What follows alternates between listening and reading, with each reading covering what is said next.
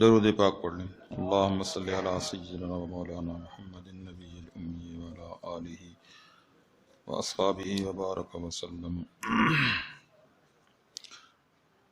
الحمدللہ نحمدہ ونستعینہ ونستغفرہ ونؤمن بہ ونتوکل علیہ ونعوذ باللہ من شرور انفسنا ومن سیئات اعمالنا من يهده الله فلا مضل له ومن يضلله فلا هادي له ونشهد ان لا اله الا الله وحده لا شريك له ونشهد ان سيدنا ومولانا ونبينا وشفيعنا محمدا عبده ورسوله اما بعد فان خير الحديث كتاب الله وخير الهدي هدي محمد صلى الله عليه وسلم اما بعد فقد قال تبارك وتعالى في القرآن المجيد فاعوذ بالله من الشيطان الرجيم بسم الله الرحمن الرحيم وقالوا يا أيها الذي نزل عليه الذكر إنك لمجنون لو ما تأتينا بالملائكة إن كنت من الصادقين ما ننزل الملائكة إلا بالحق وما كانوا إذا منظرين إنا نحن نزلنا الذكر وإنا له لحافظون وقال النبي صلى الله عليه وسلم افضل عبادت امتی تلاوت القرآن۔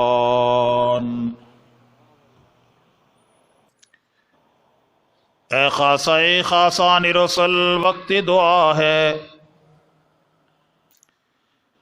اے خاصان رسل وقت دعا ہے، امت پہ تیری آ کے عجب وقت پڑا ہے۔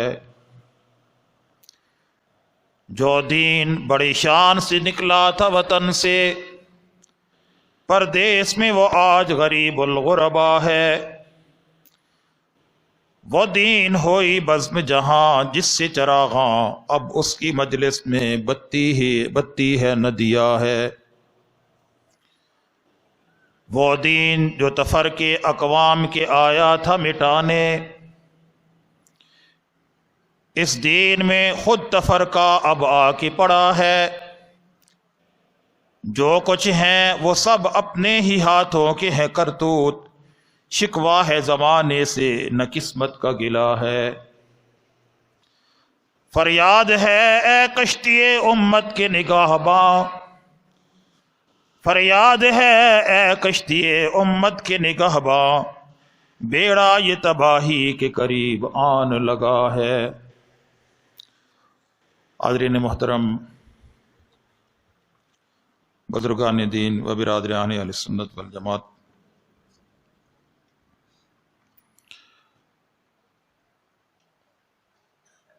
رمضان مبارک کی 29ویں شب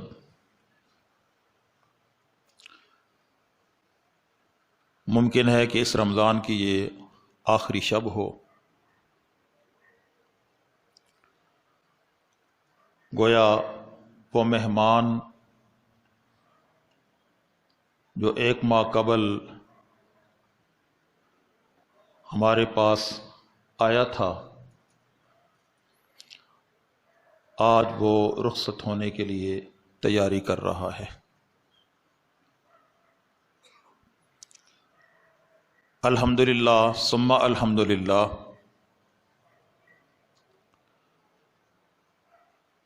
رمضان کے اس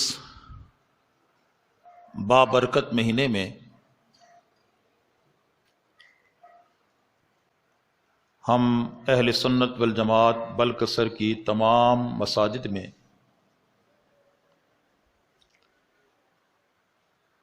قرآن حکیم سنا اور سنایا گیا، اور ہر مسجد میں ختم قرآن مجید کے موقع پر پر رونق تقریبات کا انعقاد ہوا۔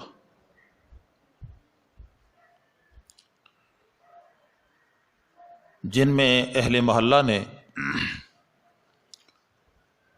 بڑی عقیدت احترام کے ساتھ شرکت فرمائی، دعاؤں میں شریک ہوئے اور قرآن مجید کی عظمت سے اپنے سینوں کو منور اور روشن کیا۔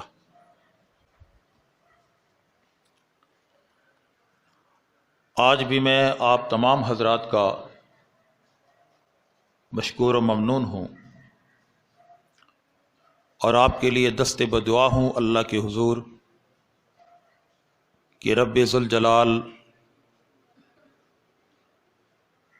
آپ حضرات کے علم کے اندر، عمل کے اندر برکتیں نازل فرمائے، آپ کی اس دینی تگ و دو کو، شوق اور جذبے کو اللہ اپنی بارگاہ میں منظور و مقبول فرمائے۔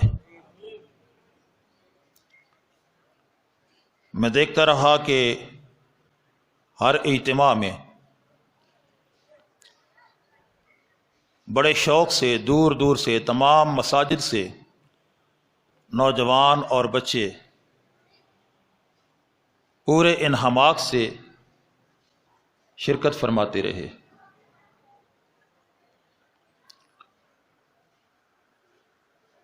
گزشتہ دنوں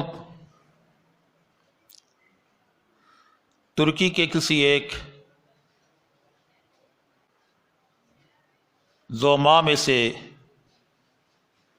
ایک فرد کا یہ بیان میری نظر سے بھی گزرا، آپ کی نظر سے بھی گزرا ہوگا،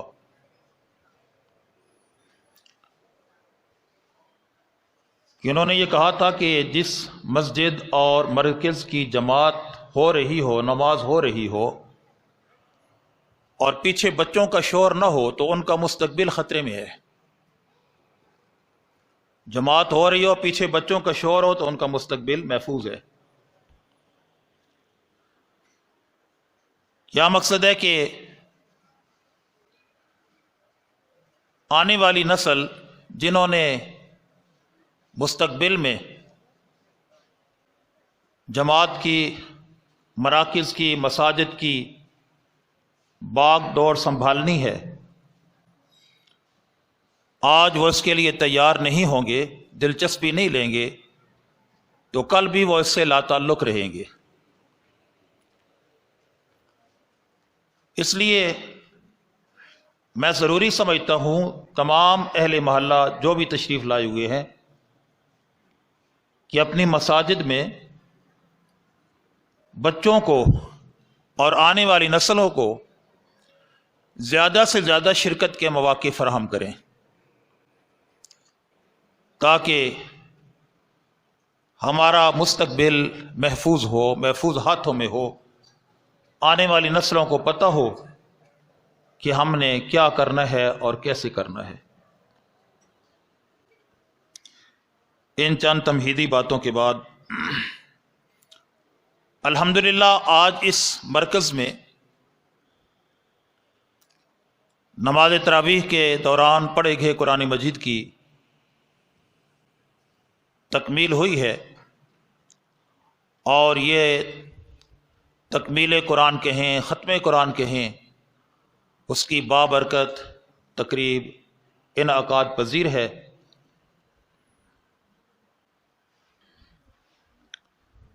اللہ رب العزت نے ہمیں جو کتاب عطا فرمائی، یہ محض کتاب نہیں بلکہ یہ کلام ہے۔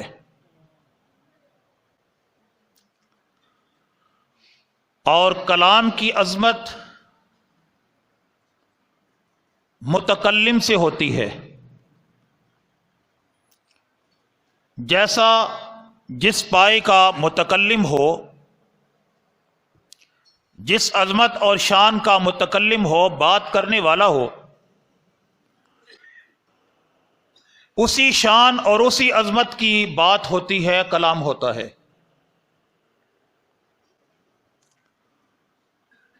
متکلم جتنا علم والا اور خبر رکھنے والا ہو،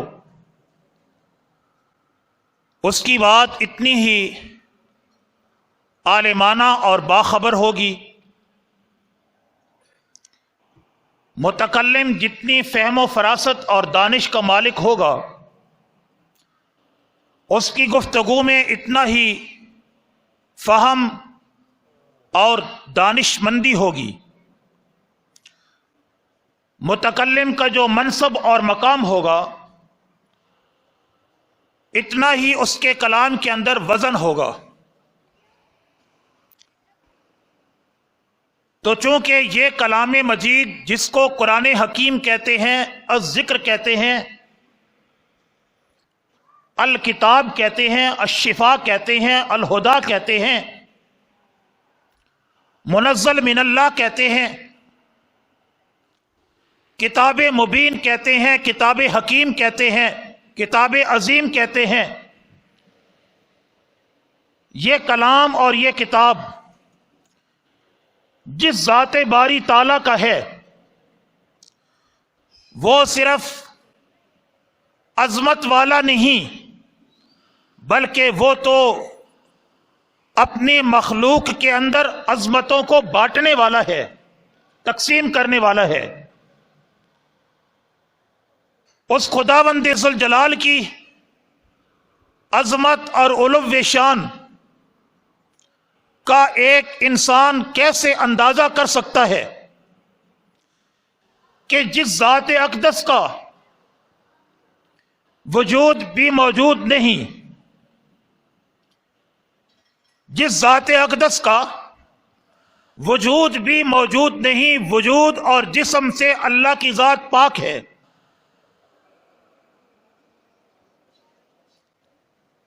لیکن اس کے باوجود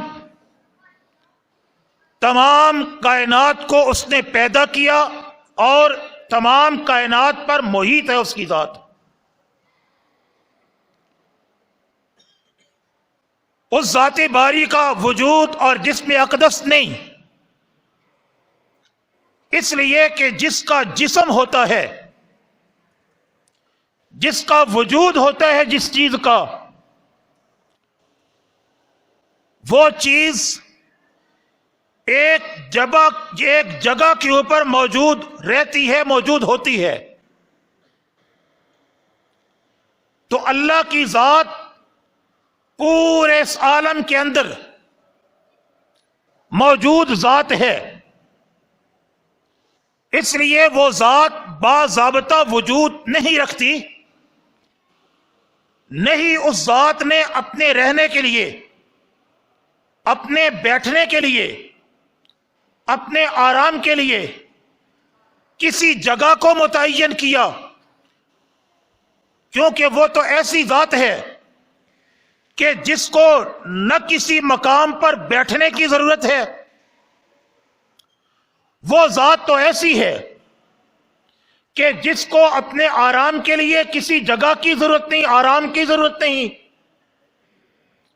اکیلا ہی تمام کائنات پر محیط ہے، اور اس پورے کائنات کے اندر کوئی ایسی جگہ موجود نہیں جہاں اس کی موجودگی نہ ہو.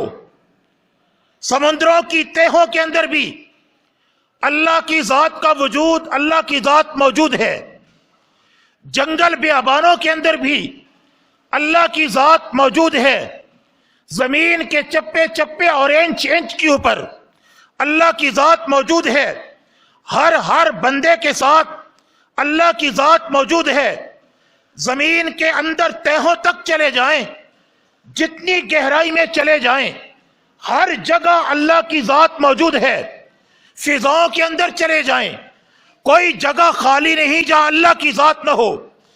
پہلے آسمان سے لے کر 7ویں آسمان تک، اس سے اوپر عرش اور کرسی، اس سے اوپر بھی خداوند ذوالجلال اسی طرح موجود ہے جیسے زمین کی تہوں کے اندر موجود ہے۔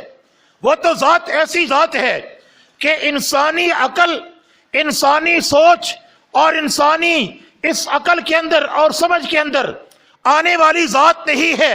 اتنی عظیم ذات خداوند ذوالجلال کی، اتنے علم والی کہ جو کچھ کائنات جہاں سے چلی ہے، جہاں تک جانی ہے، ایک ایک ذرے کا، ایک ایک منٹ کا، ایک ایک دن کا، ایک ایک لمحے کا علم اس ذات کے اقدس کے پاس پہلے سے موجود ہے کہ ایک منٹ کے بعد اب کیا ہوگا، ایک سیکنڈ کے بعد اب کیا ہوگا۔ پورے کائنات کے اندر جو کچھ ہونے والا ہے، جو کچھ ہو چکا ہے، وہ سارے کا سارا اس ذات اقدس کے علم کے اندر ہے، وہ اس کی خبر لے رہا ہے، اور یہ ساری چیزیں اس نے پہلے سے فٹ کی ہوئی ہے، ایک نظام فٹ کیا ہوا ہے اور اس کے مطابق چل رہا ہے۔ نہ کوئی ایک سیکنڈ آگے کچھ ہوتا ہے، نہ ایک سیکنڈ لیٹ کوئی ہوتا ہے۔ وہ ذات تو ایسی ذات ہے، ایسی علم والی ذات ہے، اور اسی طرح دانش اور فہم اس کی ذات کے اوپر بس ہے، مقام اور منصب اس ذات کے اوپر ہے ہی کسی کا نہیں۔ تو جب اتنی بڑی وہ ذات ہے تو اس کا کلام بھی اسی نہج کا ہوگا، اس کا کلام بھی اسی طرح عظیم ہوگا۔ اس کے کلام کے اندر بھی، جزاک اللہ، اس کے کلام کے اندر بھی اتنی ہی عظمت اور اتنی ہی گہرائی، اتنا علم اور اتنی خبر ہوگی۔ تو قرآن مجید کی عظمت کا اندازہ خداوند ذوالجلال کی ذات کو دیکھ کر لگایا جا سکتا ہے کہ جس کا کلام ہے وہ ذات کیسی ہے، جس کا کلام ہے وہ کتنی عظمت والی ہے، جس کا کلام ہے وہ کتنا علم والا ہے، جس کا کلام ہے وہ کتنی قدرتوں کا مالک ہے۔ تو خداوند ذوالجلال خود ارشاد فرماتے ہیں، سائر الکتاب کلام، کہ خداوند ذوالجلال کی اس کلام کی عظمت، اس کلام کی شان ایسے ہی ہے کہ جیسے اللہ کی عظمت اپنی مخلوق پر ہے، ایسے ہی اس قرآن کی عظمت باقی تمام کتابوں کے اوپر ہے۔ جیسے خدا کی عظمت مخلوق پر ہے، ایسے اس قرآن مجید کی عظمت باقی تمام کتابوں کے اوپر ہے۔ اور دیکھیں کہ اللہ نے یہ کتاب بھیج کر صرف اس کو چھوڑ نہیں دیا، بلکہ فرمایا کہ میں نے کتاب بھیجی ہے اور اس کتاب کے ساتھ یعلمہم الکتاب والحکمہ، اس کتاب کی تعلیم دینے والا پیغمبر بھی میں نے ساتھ بھیجا ہے، پیغمبر بھی ساتھ بھیجا ہے۔ اور وہ پیغمبر بھی ایسا کہ اللہ کی کائنات کے اندر، اللہ کی مخلوقات کے اندر اس سے زیادہ شان اور عظمت والا اللہ نے کوئی پیدا ہی نہیں کیا۔ سارے انسان مل جائیں، سارے فرشتے مل جائیں، سارے انبیاء اور رسول مل جائیں، سارے مقرب اللہ کے فرشتے مل جائیں، ساروں کو اگر ترازو کے ایک پلڑے کے اندر رکھا جائے اور دوسرے ترازو کے اندر اس پیارے محمد کی عظمت کو رکھا جائے، اس پیارے محمد کی ذات اقدس کو رکھا جائے، ہمارا یہ ایمان ہے کہ باقی تمام کائنات والا پلڑا اونچا ہو جائے گا اور میرے محمد رسول اللہ کی پلڑا جھک جائے گا۔ اتنی عظمت والا نبی، اتنی شان والا نبی کہ خداوند ذوالجلال نے اس ذات اقدس کے وجود پاک کو ایسا بنایا کہ اس جیسا وجود کائنات کے اندر اور کوئی نہیں، اس ذات جیسا وجود کائنات کے اندر کوئی نہیں۔ خداوند ذوالجلال نے اپنے پیارے نبی کو وہ عظمتیں عطا کی، وہ شانیں اور وہ رفتیں عطا کی کہ جبریل امین بھی جو فرشتوں کا سردار ہے وہ بھی اس کے در کا دربان ہے، اور اس کے اوپر جبریل امین بھی فخر کرتا ہے کہ مجھے اللہ کے نبی کے در کی چوکھٹ نصیب ہو جائے۔ इतना अजमत वाला नबी, इतनी शान वाला नबी, खुदावंद ज़ुल जलाल ने ऐसा नबी दिया हमें, ऐसा पैगंबर और ऐसा रसूल दिया हमें कि उस ज़ात अक़दस के वजूद को सरता पा एक मोजज़ा बनाकर भेजा। उस वजूद अक़दस को सरता पा एक मोजज़ा बनाकर भेजा। उस वजूद अक़दस के अंदर, उस वजूद अक़दस के अंदर अल्लाह रब्बुल इज़्ज़त ने इतनी इतनी मुलायमत रखी है, इतनी लताफत रखी है, इतनी पाकीज़गी और शफाफियत रखी है कि जिस तरीका से एक शीशे को सूरज के सामने आप रख दें तो सूरज की किरणें उस शीशे से पार निकल जाती हैं। उस शीशे से सूरज की किरणें पार निकल जाती हैं और शीशे का साया जमीन पर नहीं पड़ता कि शीशा शफाफ है, सूरज की किरणों के लिए रुकावट नहीं बनता और उसमें से सूरज की किरणें आर पार हो जाती हैं। अल्लाह ने अपने पैगंबर को भी जो वजूद अक़दस अता किया वह शीशे से ज्यादा शफाफ था। सूरज की किरणें पैगंबर के बदन अक़दस पर पड़ती तो आपसे आपका वजूद अक़दस किरणों के लिए रुकावट नहीं बनता था, किरणें पार हो जाया करती थी। इतना शफाफ था कि किरणें पार हो जाया करती थी और आपका साया मुबारक भी जमीन पर नहीं पड़ता था। आपका साया मुबारक जमीन पर नहीं पड़ता था। उलमा ने यह लिखा है कि साया न पड़ने की वजह एक तो आपके जिस्म की शफाफियत है कि आपका जिस्म शफाफ था, कसाफत नहीं थी जिस्म में। हमारे जिस्म में कसाफत है, अल्लाह के नबी का जिस्म कसाफत से पाक शफाफ जिस्म। और दूसरा, खुदावंद ज़ुल जलाल ने यह गवारा न किया कि मेरा पैगंबर अक़दस चल रहा हो, मेरा महबूब चल रहा हो, मेरा नबी चल रहा हो और उसका साया पीछे जमीन पर पड़ रहा हो, साथ उसका चलने वाला मेरे महबूब के साए के ऊपर पांव रखेगा, इससे भी मेरे महबूब की बेअदबी होगी, तौहीन होगी। इसलिए अल्लाह ने अपने पैगंबर के साए को भी खत्म कर दिया कि ताकि मेरे पैगंबर के साए पर भी किसी का कदम ना आए। खुदावंद ज़ुल जलाल ने ऐसा अजमत वाला पैगंबर, ऐसा अजमत वाला पैगंबर हमें अता किया और अल्लाह रब्बुल इज़्ज़त ने उस जिस्म के अंदर तमाम कसाफतों को खत्म कर दिया। पैगंबर के जिस्म से अगर पसीना निकल रहा है तो वो भी खुशबूदार, वो दुनिया का कोई इतर, दुनिया की कोई खुशबू उस पसीने का मुकाबला नहीं कर सकती। पैगंबर अक़दस के मुंह तो ऐसे लुआब दहन निकल रहा है, खुदा ने उस लुआब दहन के अंदर भी ऐसी शफा रख दी कि अगर हजरत अली रजी अल्लाह तआला अन्हु की आंख में तकलीफ है, अल्लाह का पैगंबर आंख पे अपना लुआब दहन लगाता है, तकलीफ खत्म हो जाती है। अबू बकर सिद्दीक की एड़ी पर सांप ने डस लिया, अल्लाह का पैगंबर अपना लुआब दहन अबू बकर की एड़ी पे लगाता है, सांप डसने की सारी तकलीफ और जहर खत्म हो जाता है। अल्लाह का पैगंबर उस अपने लुआब दहन को कड़वे कुएं के पानी के अंदर डालता है, उस कड़वे कुएं का पानी मीठा हो जाता है। अल्लाह का पैगंबर अपना लुआब दहन किसी खाने के अंदर मिला देता है, खाना इतना बढ़ जाता है, इतनी बरकत पै जाती है कि वो खत्म होने को नहीं आता। अल्लाह का पैगंबर सल्लल्लाहु अलैहि वसल्लम रिफा हाजत के लिए जाता है, सहाबे किराम दौड़कर जाते हैं, देखे तो सही क्या है। सहाबा ने वापस आकर रिपोर्ट फराहम की, हमने देखा जहां पैगंबर रिफा हाजत से फारिग हुए सिवाय खुशबू के और कुछ नहीं था, कसाफत नहीं निकली, गंदगी नहीं निकली। आके सहाबी कहते हैं हमने देखा जहां पैगंबर अक़दस ने रिफा हाजत की, वहां भी सिवाय खुशबू के हमें कुछ न मिला। सिवाय खुशबू के हमें कुछ न मिला।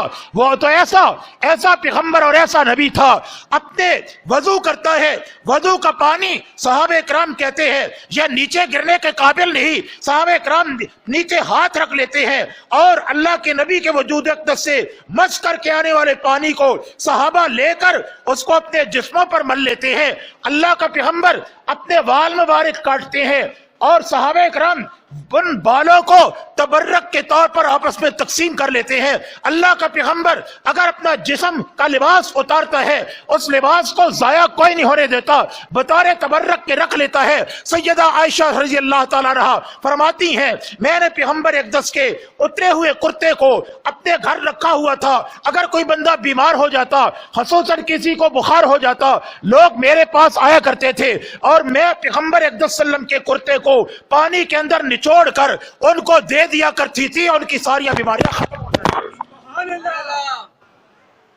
तो ऐसा खुदावंद ज़ुल जलाल ने नबी हमें अता किया, ऐसा पैगंबर अक़दस ने हमें उस नबी को किताब अता की।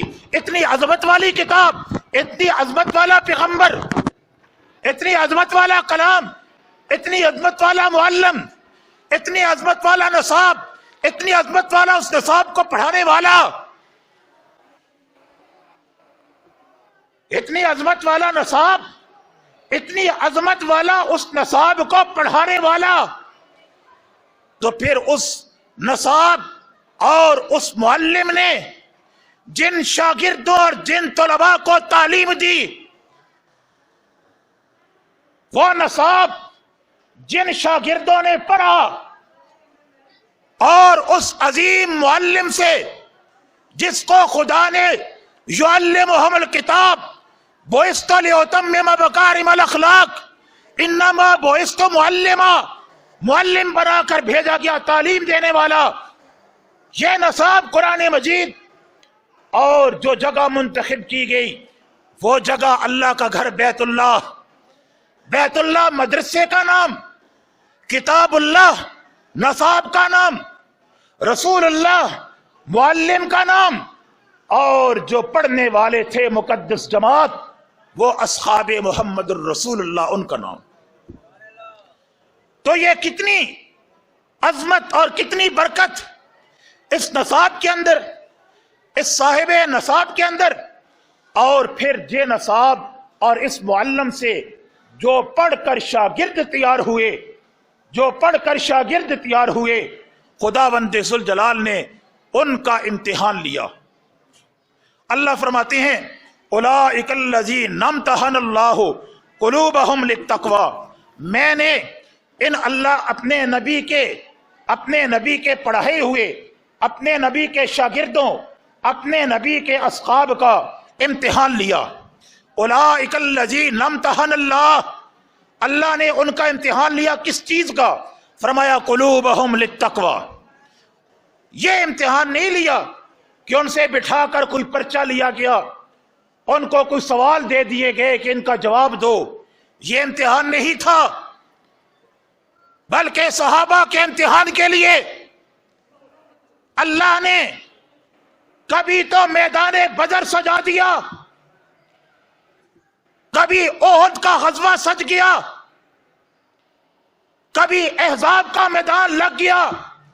इम्तिहान लिया गया कि बदर में 313,000 के मुकाबले में आती है तो क्या करते हैं, ओहद में 703,000 के मुकाबले में आती है तो क्या करते हैं, अहज़ाब और खंदक में 10,000 के मुकाबले में 3,000 जाते हैं तो क्या होता है। खुदावंद ज़ुल जलाल ने टेबलों के ऊपर बिठाकर, कुर्सियों के ऊपर बिठाकर, पंखों के नीचे उनका इम्तिहान नहीं लिया, बल्कि तपती रेतों के ऊपर लिटाकर उनका इम्तिहान लिया गया। बद्र ओहद के अंदर लड़ाकर उनका इम्तिहान लिया गया, अहज़ाब व खंदक के अंदर खून दिलाकर उनका इम्तिहान लिया गया। खुदावंद ज़ुल जलाल फरमाते हैं मैंने अपने नबी के सहाबा का इम्तिहान लिया, क्या मेरे नबी ने अपनी जमात को तैयार किया नहीं किया? क्या उनके दिल के अंदर तकवा मौजूद था या नहीं था? کیا وہ میرے محبوب کو چاہتے تھے یا نہیں چاہتے تھے؟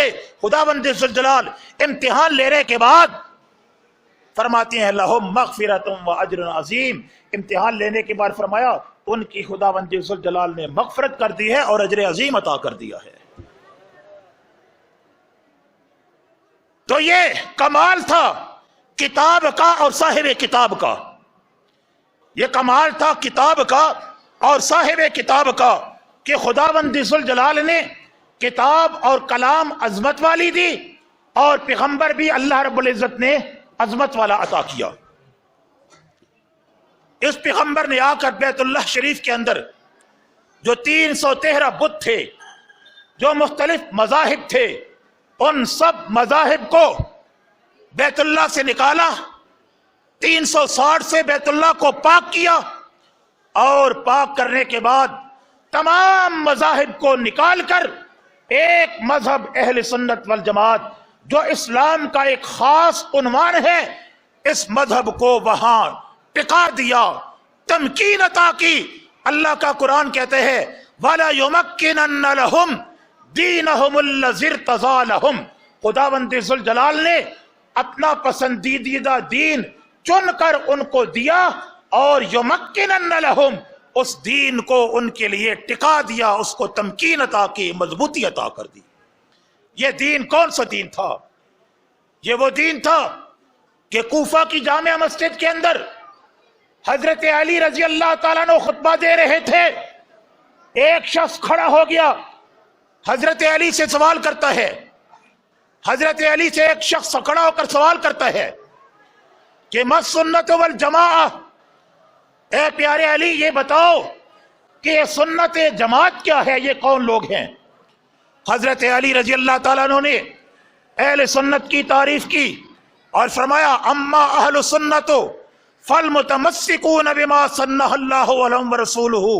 یہ اہل سنت تو وہ لوگ ہیں جو اللہ اور اس کے رسول کی سنت کو مضبوطی سے پکڑے ہوئے ہیں. الحمدللہ ہم اہل سنت اللہ اور اس کے رسول کی سنت کو، دین کو مضبوطی سے پکڑے ہوئے ہیں. یہ دین اللہ کا پسندیدہ دین ہے. رضیت لکم الاسلام دینا، جس دین کو اللہ نے چنا، پسند کیا، اسی دین کو فرمایا الذی ارتضی لہم. اللہ کا یہ جو چنا ہوا پسندیدہ دین تھا، اللہ نے اس دین کو تمکین عطا کی، اور ایسی تمکین عطا کی کہ 1450 سال ہو گئے ہیں، آج بھی بیت اللہ کے اندر شریف کے اندر وہی دین، وہی آذان، وہی نماز، وہی قرآن، وہی عقائد موجود ہیں، اور انشاءاللہ تا قیامت وہی رہیں گے. اللہ نے بیت اللہ شریف کو ہدی للناس بنایا، لوگوں کی ہدایت کا مرکز بنایا. وہاں سے ہدایت کی شمع پھوٹی، وہاں سے ہدایت جو ہے وہ اس کے چشمے پھوٹے، پوری دنیا کے اندر گئے، اور وہاں ہدایت والا مذہب وہ کون سا مذہب ہے؟ وہ اہل سنت والجماعت ہے. ہم پورے دعوے سے یہ کہتے ہیں، اور حقیقت ہے، اس میں کوئی شک نہیں. آج جو آذان بیت اللہ شریف کے اندر اس مسجد حرام کے میناروں سے جو آذان کے کلمات 5 وقت پکارے جاتے ہیں، بلند ہوتے ہیں، وہی آذان کے کلمات آپ کی حنفی جامع مسجد کے اندر 5 وقت بلند ہوتے ہیں. کوئی فرق نہیں. جو نماز کا طریقہ وہاں ہے، وہی نماز کا طریقہ یہاں ہے. جو عقائد و نظریات وہاں ہیں، وہی عقائد و نظریات یہاں ہیں. جیسے 4 تکبیروں والا جنازہ آج بھی بیت اللہ شریف کے اندر مسجد نبوی میں پڑھایا جا رہا ہے. الحمدللہ اہل سنت والجماعت بلکسر کے اندر بھی 4 تکبیروں والا فرض نماز جنازہ پڑھا اور پڑھ رہے ہیں. اہل سنت والجماعت کی مذہب کی حقانیت کی اس سے بڑے دلائل کیا ہیں؟ اللہ نے جس دین کو تمکین عطا کی، ایسی عطا کی، آج تک اس دین کو وہاں سے کوئی چھیڑ نہ سکا، اور انشاءاللہ تا قیامت کوئی چھیڑ نہیں سکے گا. صحابہ اکرام رضوان اللہ اجمعین کے خون، ان کی محنتیں اور ان کی قربانیاں اس پیچھے شامل ہیں. اور یہ اللہ کا قرآن، اللہ کی کتاب ایسی بڑی کتاب ہے. خداوند ذوالجلال نے اس کے اوپر اعتراض کرنے والوں کا منہ توڑ جواب دیا. اللہ رب العزت فرماتے ہیں وَقَالُوا يَا أَيُّهَا الَّذِي نُزِّلَ عَلَيْهِ الذِّكْرُ إِنَّكَ لَمَجْنُونَ۔ اللہ فرماتے ہیں کہ لوگ کہتے ہیں، وَقَالُوا لوگ کہتے ہیں، یا ایھا الذی اے وہ شخص، نزل علیہ الذکر کہ جس کے اوپر میں نے اس ذکر کو نازل کیا۔ ذکر قرآن حکیم کا نام ہے۔ قرآن کے 55 کے قریب نام علامہ سیوطی رحمۃ اللہ علیہ نے 55 کے قریب قرآن حکیم کے نام گنوائے ہیں جو قرآن و سنت میں مذکور ہے۔ قرآن حکیم کے نام 55، یہ ناموں کی کثرت بھی عظمت کی دلیل ہوا کرتی ہے۔ ناموں کی کثرت بھی عظمت کی دلیل ہوا کرتی ہے۔ خداوند ذوالجلال کی ذات عظمت والی ہے۔ اللہ کے کتنے نام ہیں صفاتی؟ 99، 100۔ اللہ کے کتنے نام ہیں؟ 99 نام۔ اور ان 99 ناموں کے اندر اللہ نے خاص برکات رکھی ہیں۔ ہر نام کی ایک تاثیر ہے، اور اگر ان ناموں کو جپا جائے، ان ناموں کا ذکر کیا جائے، ان ناموں میں سے کسی نام کا ورد کیا جائے، ہر نام کا ایک عجیب اثر آپ کی ذات کے اوپر پڑے گا۔ ایک عجیب جو ہے اس نام کی برکات آپ کے اندر آئیں گی، اس نام کا جو ہے وہ ایک عجیب اثر آپ کی ذات پر آئے گا۔ اللہ عظیم ہے، اللہ کے نام 99 صفاتی، اللہ کا پیغمبر عظیم ہے، اللہ کے نبی کے نام صفاتی بھی 99، اللہ بھی عظیم عظمت والا، اللہ کا نبی بھی عظمت والا، اللہ کا کتاب، اللہ کا کلام قرآن مجید، اس کے نام 55، یہ بھی اللہ کا کلام عظمت والا۔ اور ہم اہل سنت، ہمارے نام بھی متعدد ہیں، ہمارا نام مسلمان بھی ہے۔ اللہ کا پیغمبر خود فرماتے ہیں، اللہ تعالیٰ خود فرماتے ہیں هُوَ سَمَّاكُمُ الْمُسْلِمِينَ، میں نے تمہارا نام مسلمان رکھا، میں نے تمہارا نام مسلمان رکھا۔ کہیں اللہ فرماتے ہیں كَذَلِكَ جَعَلْنَاكُمْ امتم وسطا، میں نے تمہیں امت وسط بنایا، امت وسط، درمیانی امت، اعتدال والی امت، یہ بھی ہمارا نام۔ کبھی اللہ فرماتے ہیں یا ایھا الذین آمنو، اے ایمان والو، ایمان والوں سے ہمیں پکارا، ایمان والا بھی ہمارا نام۔ کبھی اللہ فرماتے ہیں وَكَذَلِكَ كُنْتُمْ خَيْرَ أُمَّةٍ، تم بہترین امت ہو، خیر امت ہو، یہ خیر امت بھی نام ہمارا۔ اور اسی طریقہ سے حضور اکرم صلی اللہ علیہ وسلم فرماتے ہیں کہ جب 73 فرقے ہو جائیں گے، 72 جہنم کے اندر جائیں گے، ایک جنت میں جائے گا۔ پوچھا گیا کون جنت میں جائے گا؟ آپ فرماتے ہیں اہل سنت والجماعہ، اہل سنت والجماعت یہ جنت میں جائیں گے۔ تو اہل سنت والجماعت بھی ہمارا نام، مؤمنین بھی ہمارا نام۔ تو جس طریقہ سے خداوند ذوالجلال کے نام کثرت سے اس کی عظمت کی دلیل ہے، اللہ کے پیغمبر کے نام کثرت سے اس کی عظمت کی دلیل ہے، قرآن کے نام کثرت سے اس کی عظمت پر دال ہے، اسی طریقہ سے ہمارے نام بھی متعدد ہیں۔ یہ بھی ہماری انشاءاللہ العزیز ایک حق پہ ہونے کے اوپر اللہ تعالیٰ کی طرف سے ایک دلیل ہے، یہ بھی ایک دلیل ہے۔ تو خداوند ذوالجلال نے یہاں اپنے کلام کا نام ذکر فرمایا کہ میں نے اپنے پیغمبر پر ذکر نازل کیا۔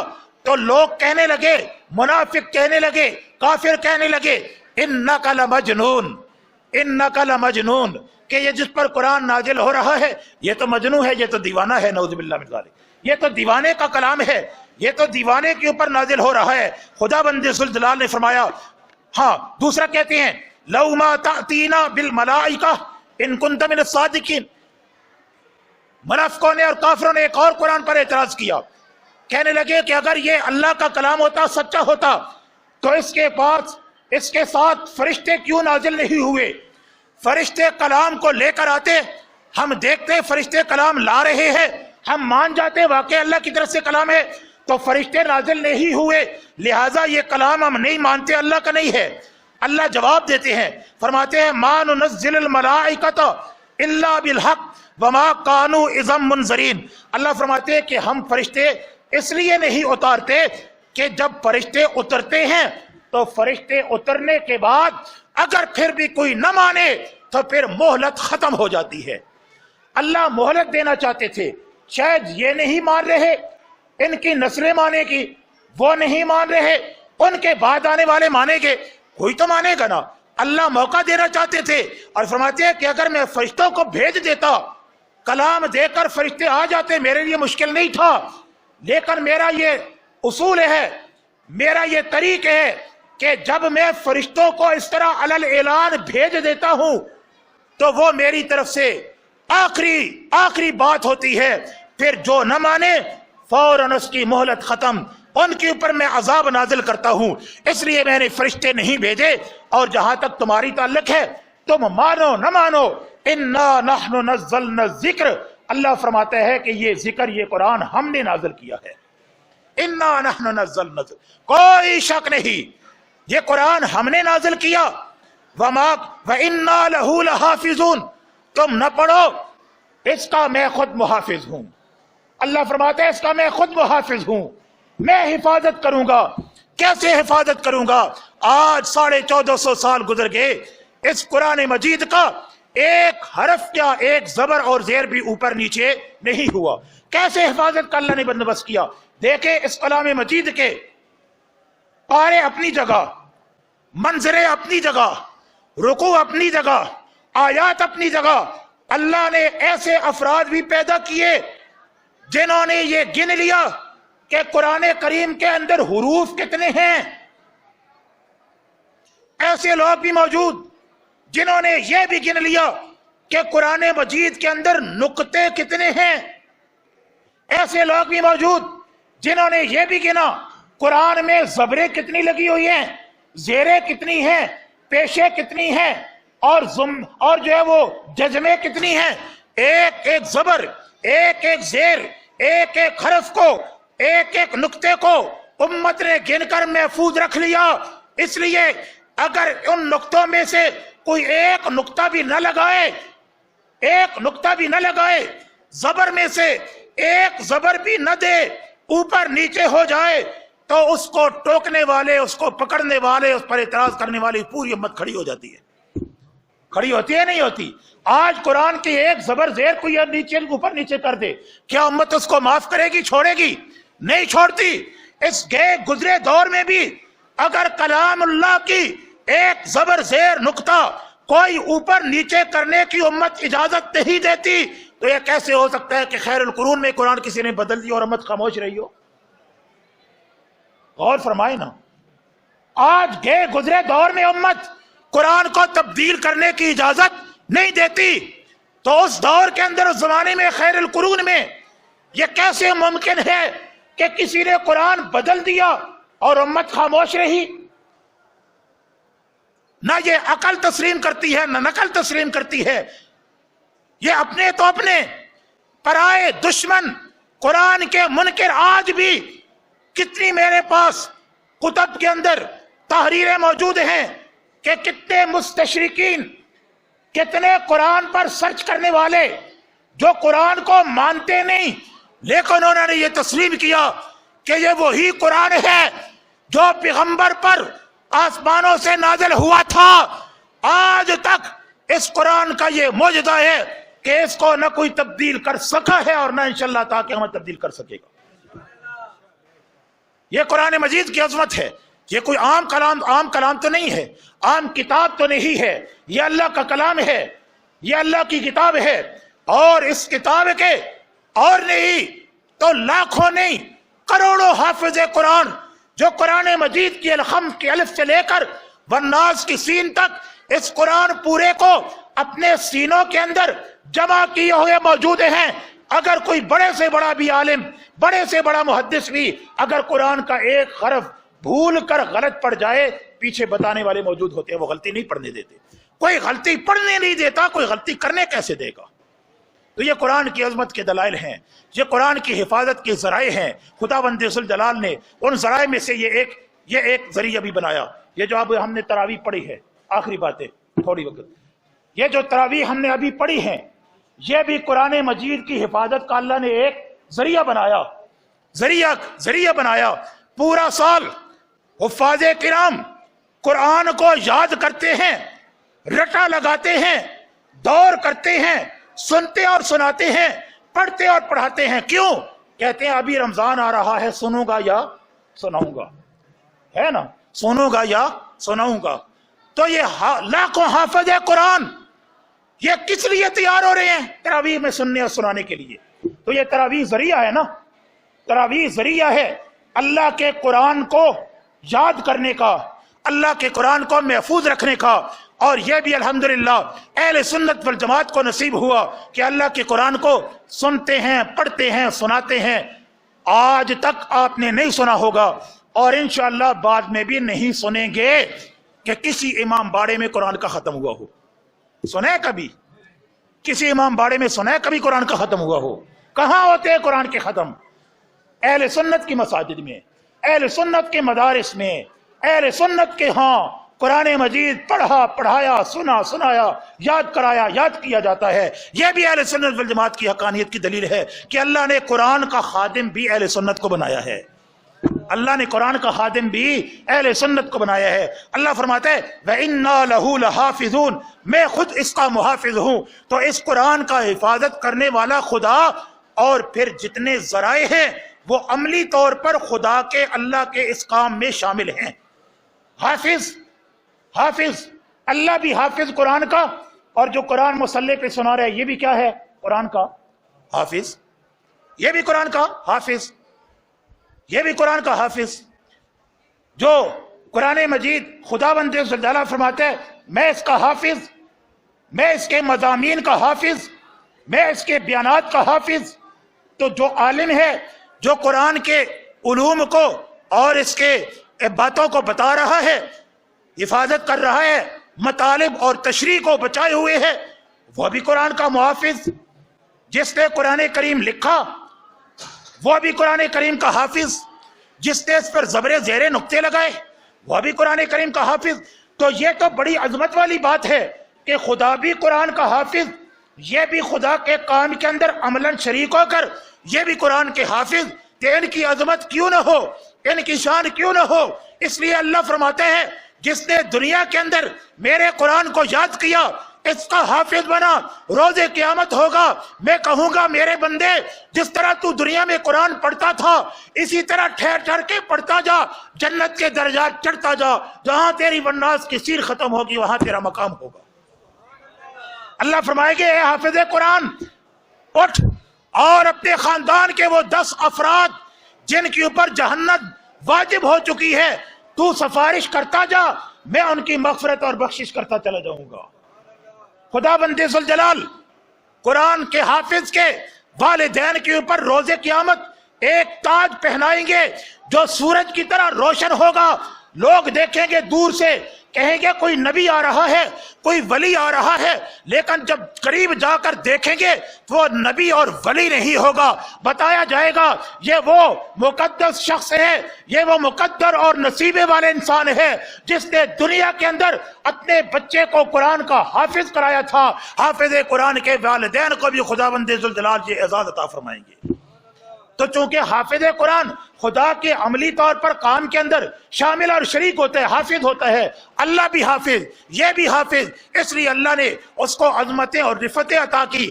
آئیے کوشش کرے خود بھی اپنے بچوں بھی قرآن مجید حفظ کرنے کی، یاد کرنے کی، تو یاد کرنے کے لیے کوشش کرے، اور حافظ قرآن کے بچے جو قرآن مجید حفظ کر رہے ہیں، جو دینی مدارس ہیں، ان کے ساتھ تعاون، ان کی مدد اور ان کی نصرت ہر ریاض سے جو ہے وہ کی جائے، تاکہ یہ سلسلہ اسی طرح جاری و ساری رہے، اور خداوند ذو الجلال ہمیں بھی حافظین قرآن اور ہمیں بھی جو ہے وہ عاملین قرآن اور ہمیں بھی معاونین قرآن کی لسٹ کے اندر خداوند ذو الجلال شامل کر لے۔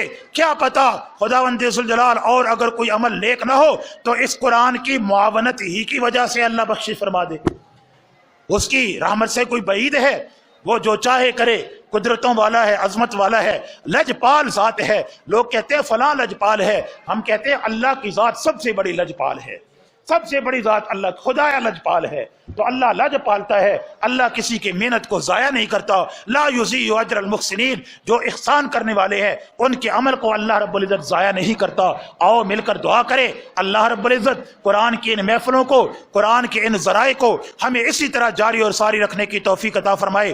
اللہ اپنے ان مراکز کو، ان مساجد کو اللہ آباد فرمائے اور ہمیں آباد کرنے کی توفیق عطا فرمائے۔ جتنے احباب جس قسم کا بھی مدارس کے ساتھ، مساجد کے ساتھ، جماعت کے ساتھ تعاون فرما رہے ہیں، یہ بچے، یہ جوان، یہ بوڑھے بزرگ، یہ ساروں کے لیے میں یہ دعا کروں گا کہ اللہ ان کو اپنے اپنے حصے کا بڑھا چڑھا کر اجر عطا فرمائے، اللہ اعتکاف والوں کے اعتکافوں کو قبول فرمائے، اللہ قرآن مجید پڑھنے والوں کے قرآن مجید کی تلاوتوں کو پورا فرمائے۔ خداوند ذوالجلال جن لوگوں نے اس ماہ مقدس میں مدرسے کے ساتھ تعاون کیا ہے، مسجد کے ساتھ تعاون کیا ہے، اور دیگر جو ہے وہ ان تقریبات کے اندر جو ہے وہ تعاون کیا ہے، یہ آج کی تقریب کے اندر پورے محلے نے اور وہ جو ہے وہ تعاون کیا ہے مالی طور پر، اللہ سب کے رزق کے اندر، مال کے اندر، عمروں کے اندر، گھر بار کے اندر برکت عطا فرمائے۔ اللہ رب العزت ہم سب کو اپنا سچا نبی کا پیروکار بنائے، صحابہ کرام کی محبت کرنے والا بنائے، اولیاء کے نقش قدم پر چلائے، اور ہم سب کو اپنے دین کا محافظ، اپنے دین کا معاون بنائے۔ وآخر دعوانا ان الحمدللہ رب العالمین۔